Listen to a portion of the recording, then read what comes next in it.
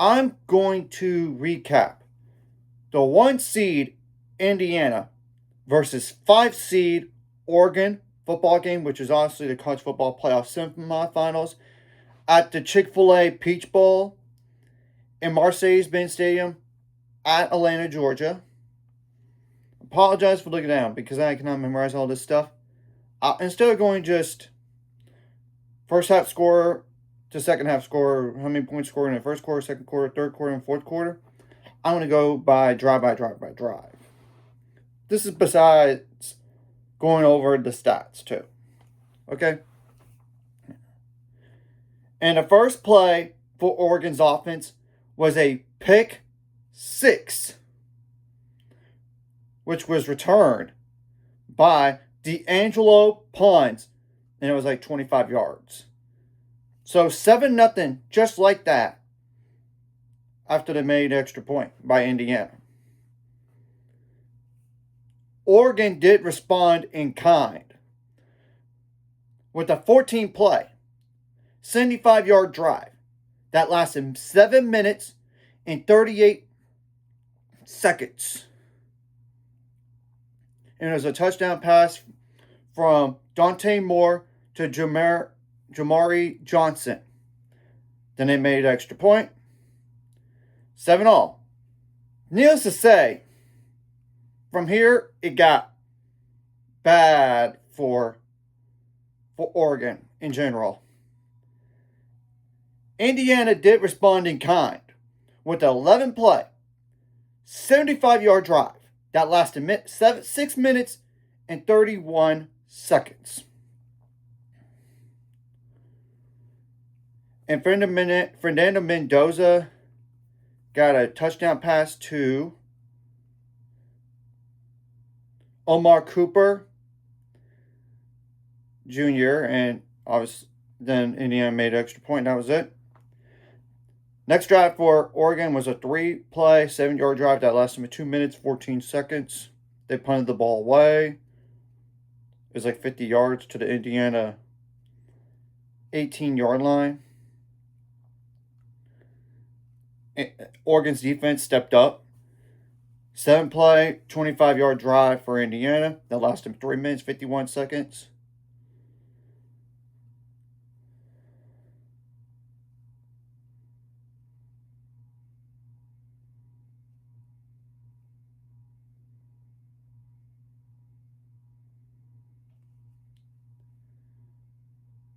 And it was like a 49-yard punt, but a 5-yard return.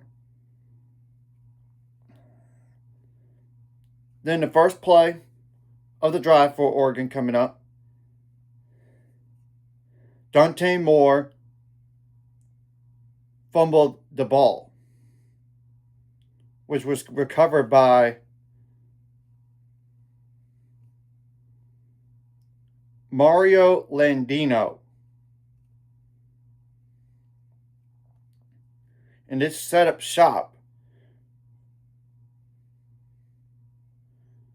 for Indiana because they started the next drive at the 3-yard line. And it took 3 plays in the last for 3 yards and lasted 1 minute, 12 seconds. But it was a touchdown run by Kaelon Black to make it 21-7. Oregon did have a 5-play, 6-yard drive that lasted 3 minutes, 20 seconds. They punted the ball away. It was a 46-yard punt, but a 16-yard return. Then Indiana had a 4-play, 61-yard drive that lasted 1 minute, 44 seconds. And it was a touchdown pass from Fernando Mendoza to Charlie Becker for 36 yards to make it 28-7. Then Oregon turned the ball over again. 2 plays, -4 yards that lasted 37 seconds. And it was recovered by Mario Landino once again.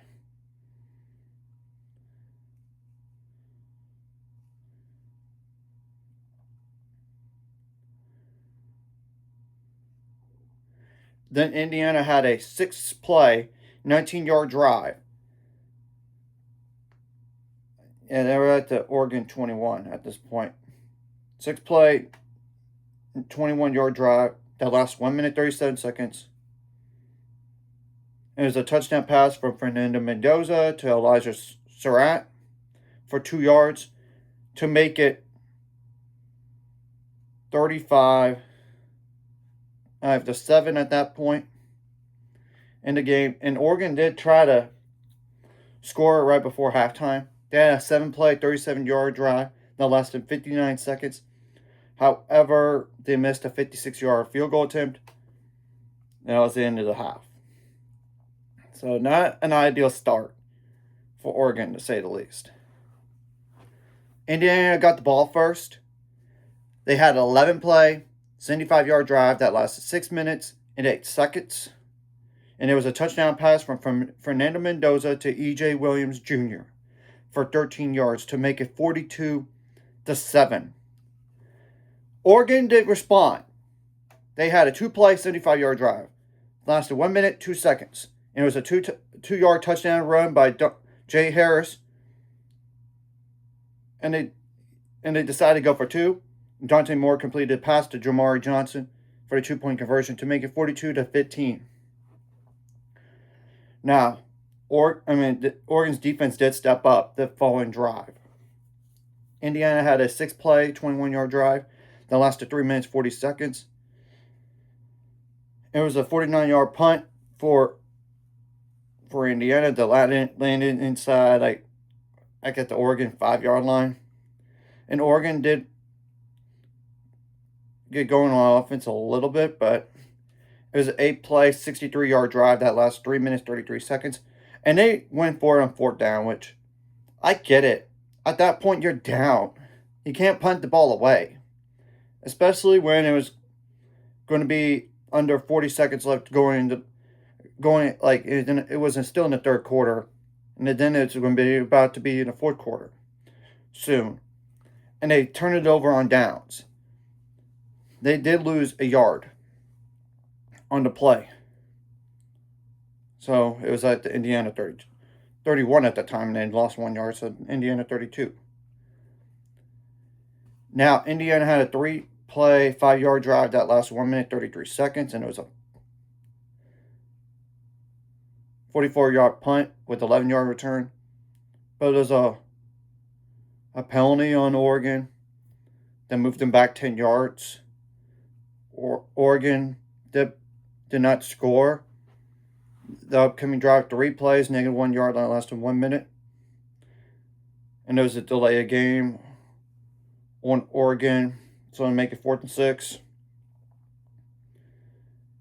And and guess what? The punt was blocked by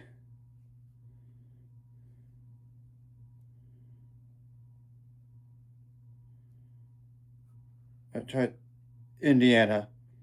And the player was Daniel Ndukwe or something like that. Ndukwe. Yeah.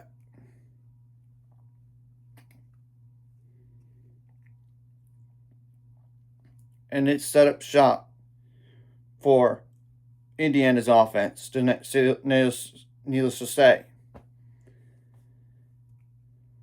It was a 3-play, 4-yard drive.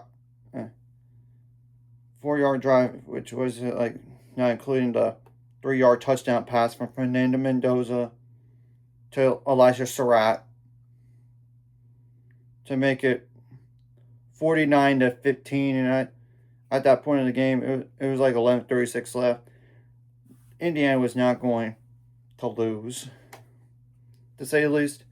And Oregon did have a 9-play, 40-yard drive that lasted 3 minutes, 16 seconds. However, they were stopped on downs once again with an incomplete pass, and it was the Indiana 35. At that point, you had to go for it. You had to. Indiana did respond in kind on a 5-play, 65-yard drive that lasted 3 minutes, 7 seconds. And guess what? All those plays were run plays. And it was a 23-yard rushing touchdown by Kalen Black to make it 56-15. Then Oregon did respond with a 12-play, 75-yard drive that lasted 4 minutes, 51 seconds. And it was a 39-yard touchdown pass from Dante Moore.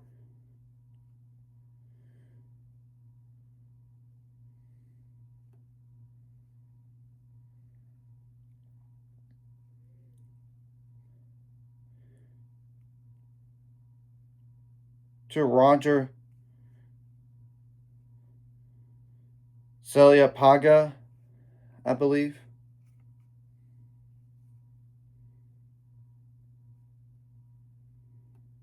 Yeah, for 1 yard. And obviously, Indiana did end the game with the kneel down. It was like 22 seconds left. And it was 56-22. Now, I'm going to go over the stats for the game. Indiana did not have as many first downs as Oregon. Oregon had 20, Indiana had 18. Now, third down efficiency, Oregon was good at 8 for 13, Indiana 11 for 14. But fourth down, 0 for 2 for Oregon. But at that point, they had to go for it. They had to. And the crazy thing is, Oregon outgained Indiana by 16 yards, 378 to 362. In terms of passing, Oregon had 285 passing yards on 24 completions out of 40 attempts. Now, Indiana only had like 177 passing yards on 17 completions out of 20 attempts. And here's one of the differences. Oregon could not run the ball efficiently. And if they were down so big, they had to abandon the run game. 26 rushing attempts for 93 yards. Now, Indiana had 40 rushing attempts for 185 yards. And obviously, both these teams committed 5 penalties, but Oregon's was for 43 yards, while Indiana's was 23 yards. Obviously, 3 turnovers for Oregon, 0 for Indiana. Time possession was Indiana won that 31 minutes, 13 seconds to 28 minutes, 47 seconds. And the only reason why Oregon outgained Indiana, let's just be real, is because of that pick six. That's the only advantage that they had one of the few advantages they had in the game, besides the passing yards. So now Oregon finishes the year 13-2. Though both their losses is to Indiana, which is not a bad thing. It's just the margin of the loss looks really bad. It was not as nearly as bad as what Oregon did to Texas Tech because they were not shut out in the game. They just made too many mistakes in general to get close. I mean, that pick six does not do any favors. Yes, they scored a touchdown, but after that, it was like 28 nothing right there. Run for Indiana, which included some mistakes from Oregon.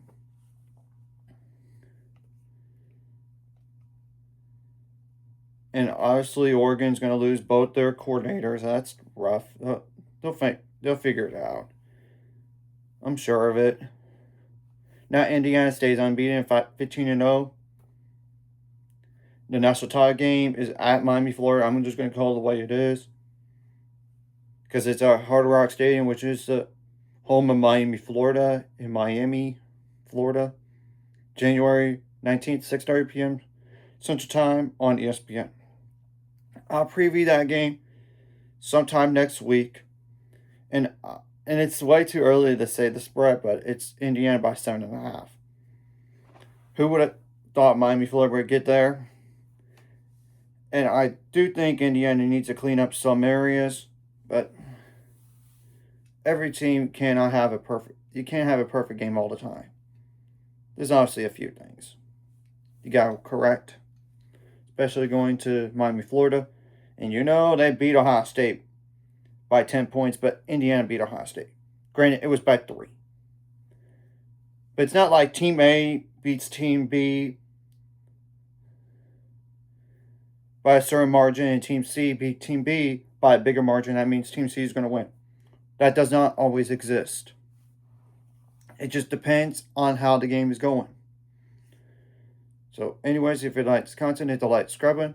See you guys later on the road to 800 subscribers. Goal's ultimate goal is 1,000 more. So, remember, this course like video, comment video really helps YouTube background. So more people see us, and the video does help as well. So more people can watch. And if you're watching and not subscribed, hit subscribe button for the notification bell as well. And the crazy thing is, Fernando Mendoza is from Miami, Florida. So very interesting there. And Indiana is now going to compete for the first national title in this sport. And like I said, I'm going to preview this game against Tennessee, Miami, Florida sometime next week. But I think I already know who I'm going to go with already. But I'm not going to spoil it by any means.